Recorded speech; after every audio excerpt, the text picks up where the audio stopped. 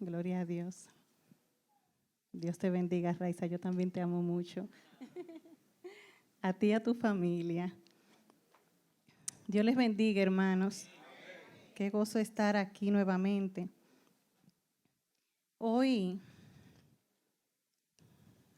vamos a estar hablando sobre un personaje muy conocido en la Biblia.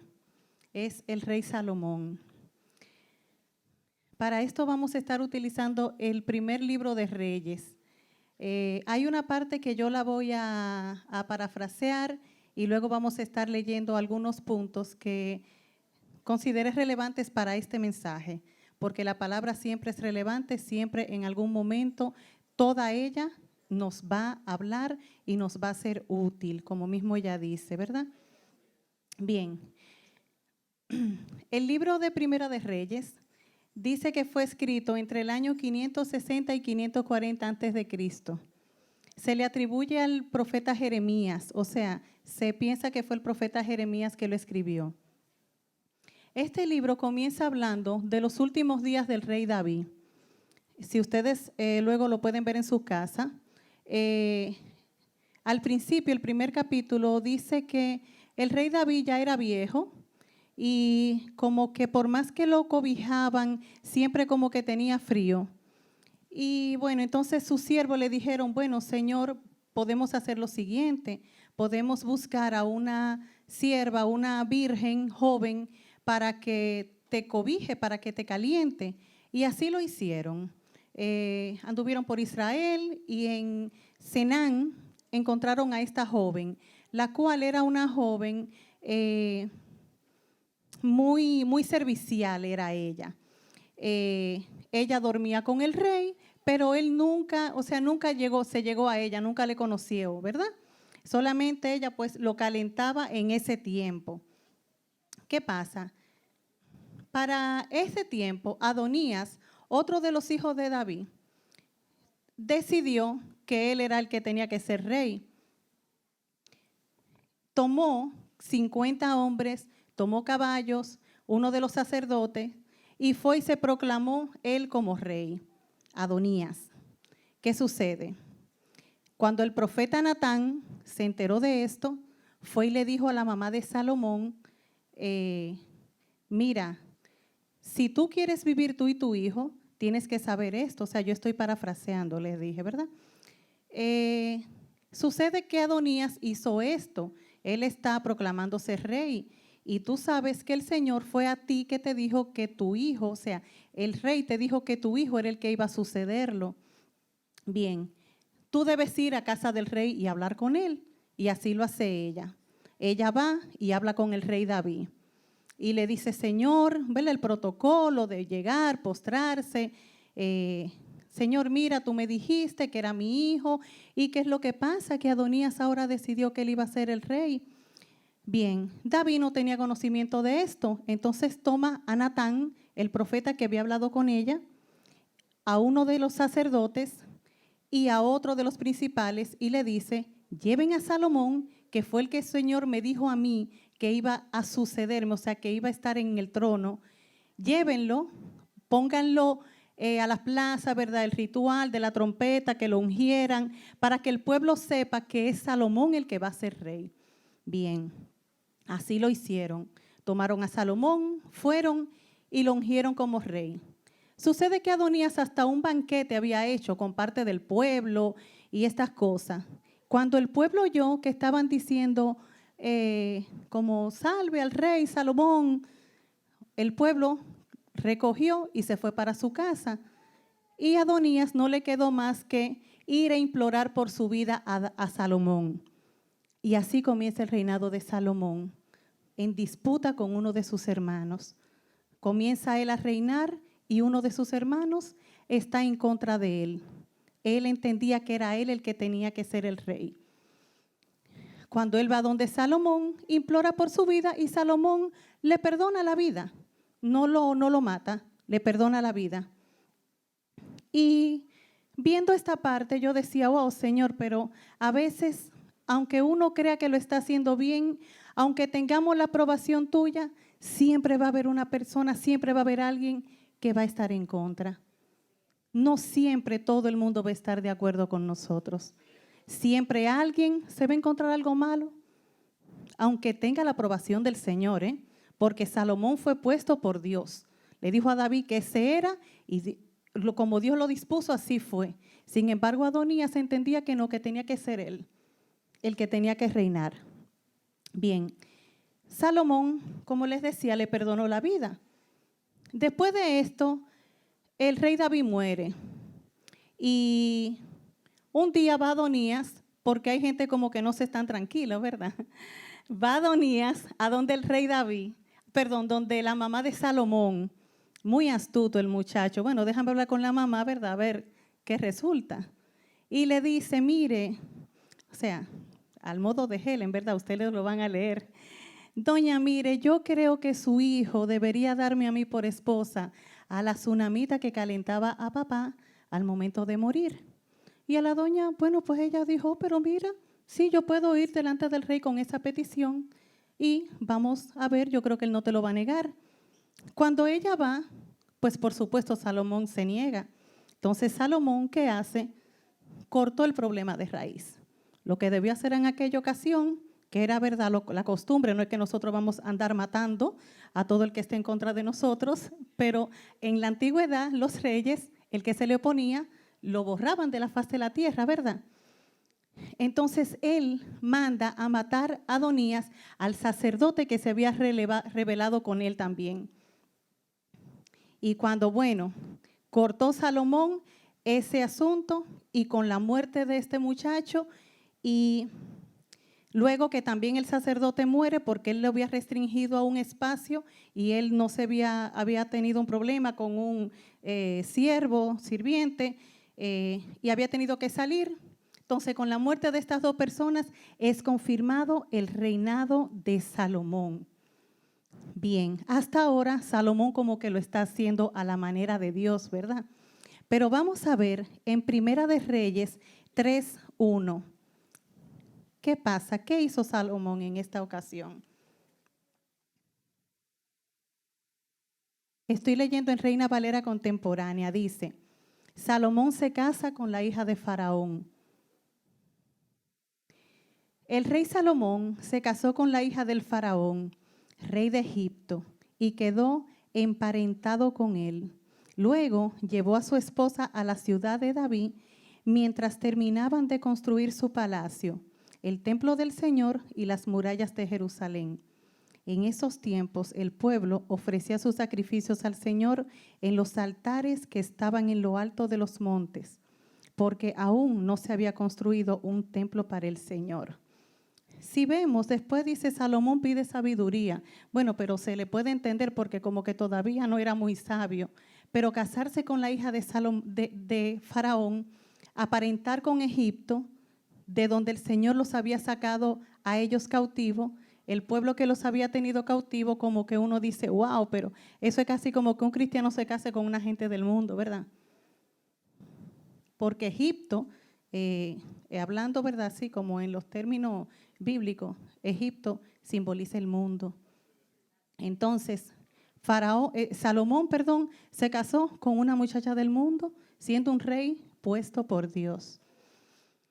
¿Qué pasa? Después de esto, como les decía, ocurre lo que todos conocemos. Salomón le pide al Señor, el Señor le dice, ¿qué tú quieres? Y él le dice, yo quiero que tú me des sabiduría para gobernar a este tu pueblo. Sabemos lo que aconteció. El Señor le dio no solamente sabiduría, sino que le dio mucha riqueza, porque él no lo había pedido. Le dio más de lo que él pidió. Dios lo visitó y le dio más de lo que él pidió. Así es con nuestro Dios. Nosotros le pedimos y Él da más abundantemente de lo que nosotros le estamos pidiendo.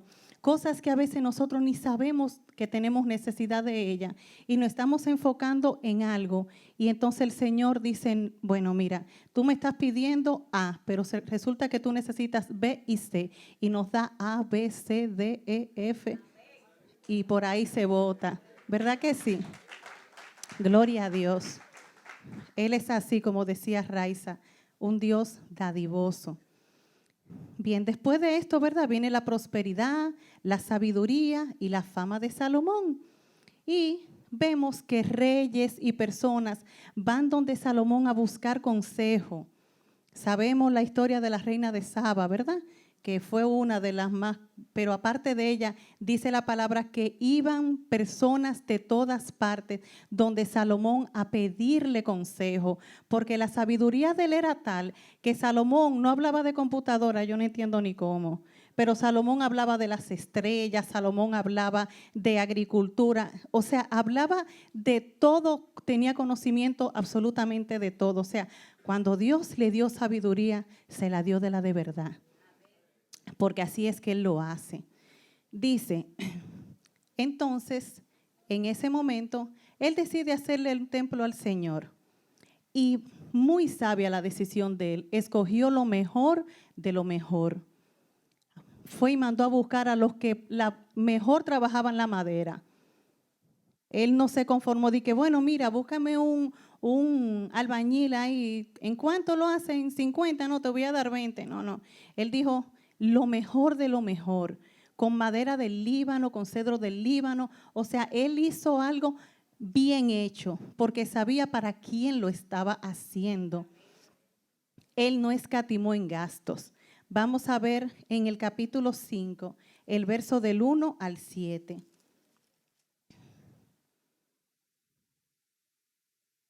Dice, cuando el rey Hirán de Tiro supo que Salomón había sido consagrado como rey en lugar de su padre David, envió a sus embajadores a visitarlo, pues Hirán siempre había estimado a David. A su vez, Salomón mandó a decir a Hirán, tú sabes que por culpa de las guerras en que mi padre David se vio envuelto, no pudo construir un templo para honrar el nombre del Señor su Dios, hasta que con la ayuda del Señor logró vencer a sus enemigos. Pero ahora que el Señor mi Dios me ha dado paz por todos lados y no tengo enemigos ni nada que temer, he decidido construir un templo para honrar el nombre del Señor mi Dios y para que se cumpla la promesa que el Señor le hizo a mi padre cuando dijo, tu hijo, a quien yo pondré en el trono en lugar tuyo, será quien edifique el templo donde se honrará mi nombre. Para poder hacerlo, ordena por favor a tus hombres que corten cedros del Líbano. Mis hombres pueden ayudar y yo les pagaré a tu siervo lo que tú me digas, pues reconozco que no hay entre nosotros nadie que trabaje la madera tan bien como los sidonios. Cuando Hirán oyó lo que Salomón había dicho, se llenó de alegría y dijo, bendito sea el Señor que le dio a David un hijo tan sabio para gobernar en este gran pueblo. A partir de ahí vemos las especificaciones, el tamaño del templo, como él lo hizo con madera de primera, para el asunto para la parte de los metales, también él mandó, o sea, él lo hizo con las personas que mejor lo hacían en la época. Y hay un dato que me llamó la atención y es que dice que todos los metales que se trabajaron se hicieron en otro sitio, porque en el templo no se oyó como ningún golpe de metal contra metal. Y yo dije, wow, pero qué reverencia, ¿verdad que sí? Como para que ni siquiera en el lugar donde se iba a adorar al Señor hubiera ruido. Y a veces, caramba, decimos, hasta medio guapo nos ponemos cuando nos mandan a callar en la iglesia los servidores y hasta el pastor que ha tenido que hacerlo.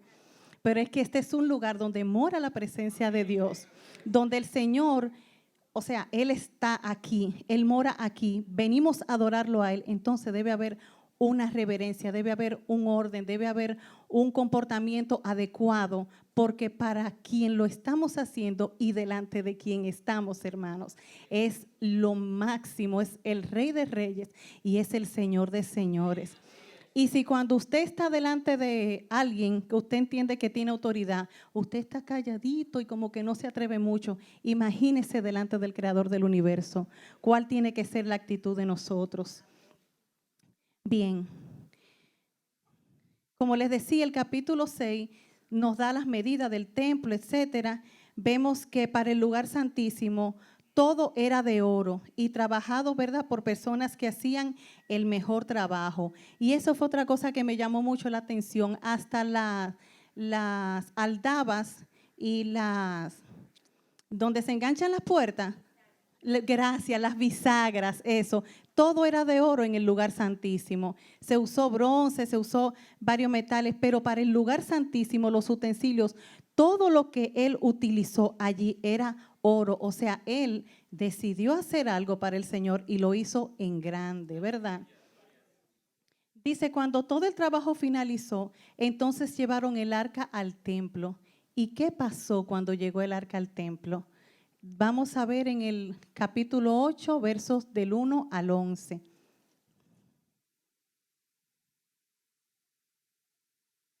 Dice, Salomón lleva el arca al templo.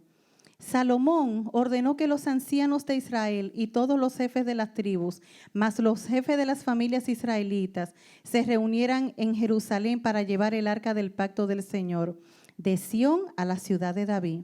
Todos los israelitas se reunieron con el rey Salomón durante la fiesta solemne del mes de Etanín, que es el séptimo mes del año.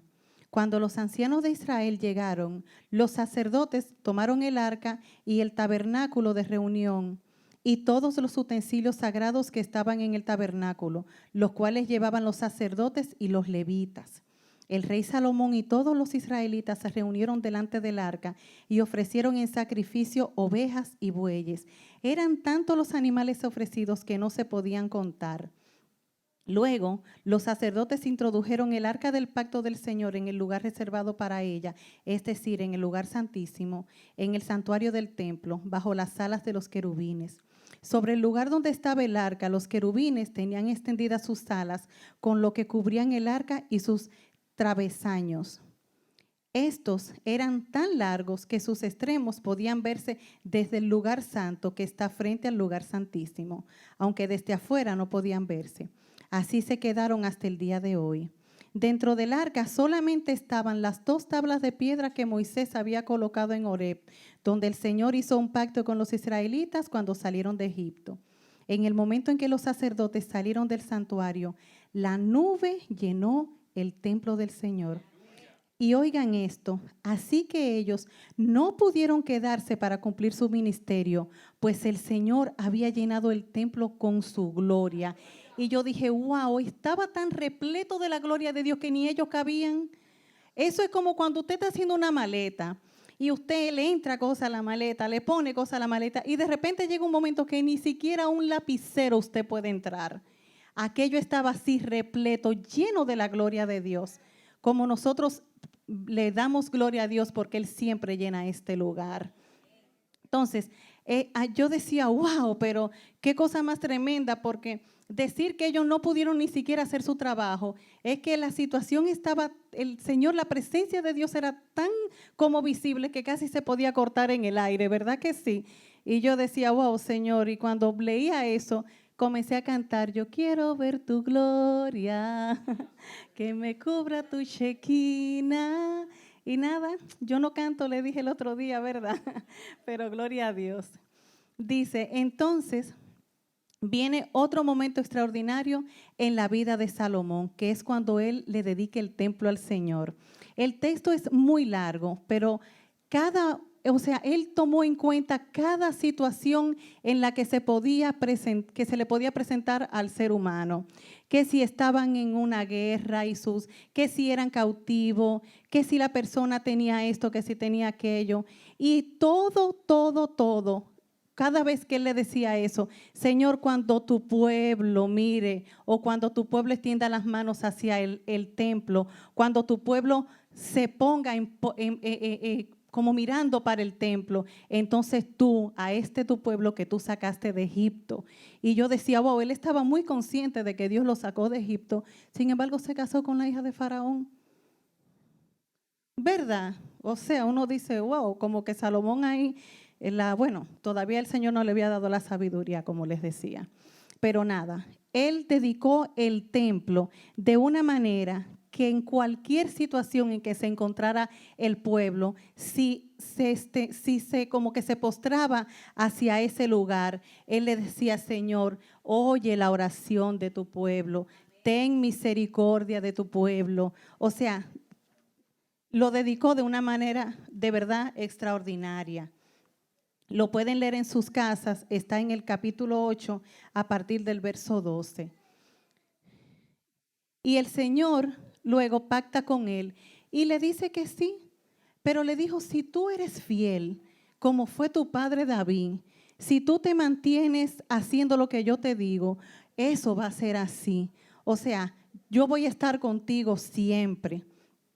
Pero qué pena que al final de la vida de Salomón ya todo era muy diferente que al principio. Era muy diferente. Vamos a ver el capítulo 11, el verso del 1 al 13.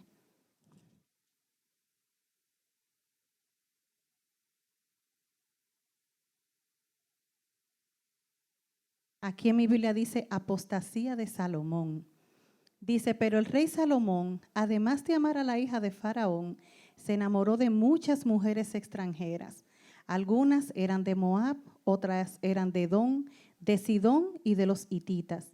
Y de todas ellas el Señor ya había advertido a los israelitas, ustedes no deben hacer relaciones con mujeres extranjeras, ni ellas con ustedes, pues por ellas corren ustedes el riesgo de llegar a adorar a sus dioses. Sin embargo, Salomón se enamoró de mujeres así.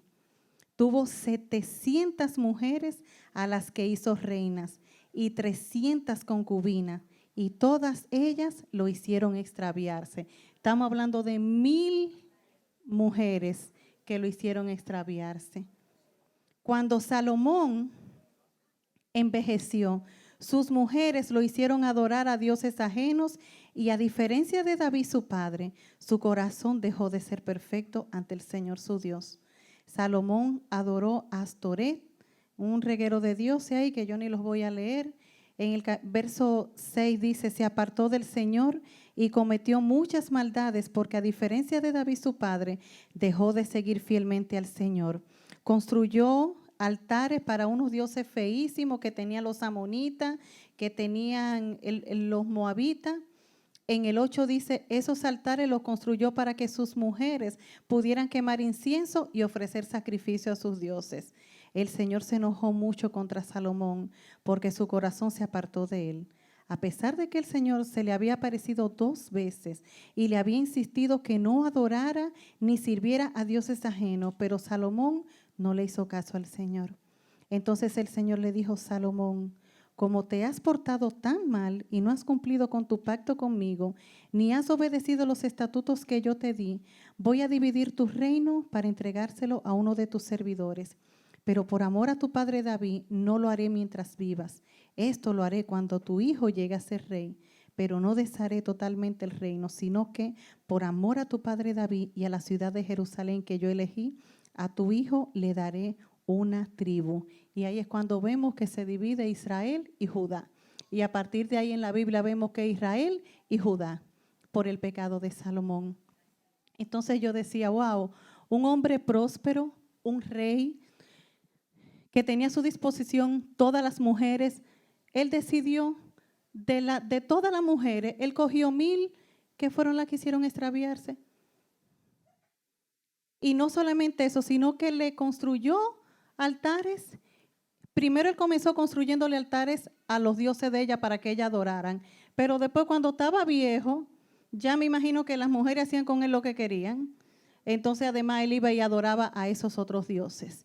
Y qué pena, qué pena. Y escribí algo aquí, lo voy a leer textual. Dice, lo que Dios pide es fidelidad.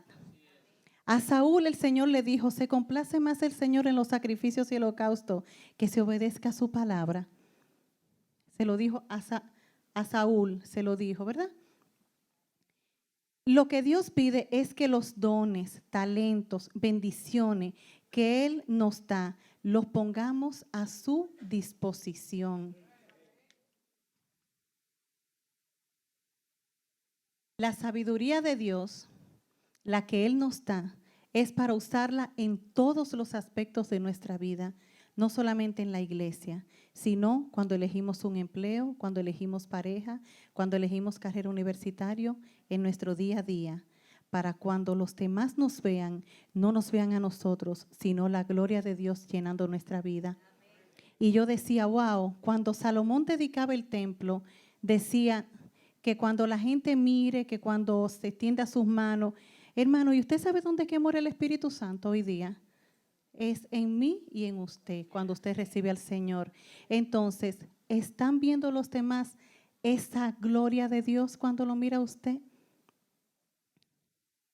¿Están viendo los demás? ¿Pueden los demás venir a usted y pedir una oración sabiendo que usted es un hijo de Dios?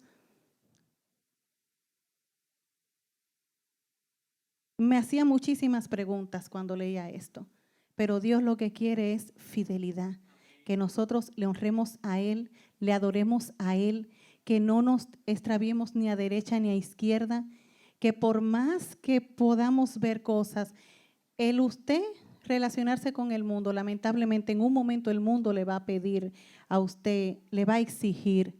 Entonces, pongamos nuestros ojos en el autor y consumador de la fe. Sigamos viendo, tratando de llegar a la estatura del varón perfecto, mirando a ese Dios hermoso, todopoderoso, que lo único que pide es que seamos fieles a Él, como Él lo ha sido con nosotros. Que Dios les bendiga.